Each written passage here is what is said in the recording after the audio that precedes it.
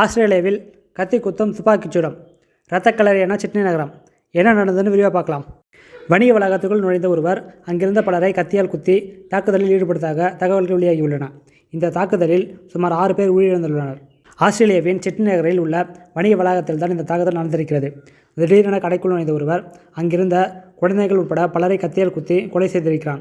தகவல் அறிந்து விரைந்து வந்த போலீசார் துப்பாக்கிச்சூடு நடத்தி கொலையாளியை வீழ்த்தியிருக்கிறார்கள். ஆஸ்திரேலிய நேரப்படி சுமார் 4 மணி அளவில் சிட்னியின் போண்டி பகுதியில் உள்ள வெஸ்ட்ஃபீல்ட் வணிக வளாகத்திற்குள் நுழைந்த ஒரே ஒரு நபர் அங்கிருந்த மக்களையும் கடை உரிமையாளரையும் தரமாறாக கத்தியால் குத்தியிருக்கிறான். அந்த கடையில் இருந்த 9 மாத குழந்தையையும் அவன் கத்தியால் குத்தியிருக்கிறான்.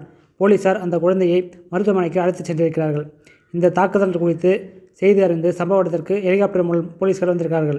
உடனே வணிக வளாகத்திற்குள் நுழைந்த போலீசார் கத்தியால் தாக்குதலில் ஈடுபட்ட அந்த நபரை துப்பாக்கியால் சுட்டுத் தள்ளியிருக்கிறார்கள். இந்த கத்தி குத்து தாக்குதலில் சுமார் 6 பேர் உயிரிழந்துள்ளதாக தகவல்கள் வெளியாகியுள்ளன.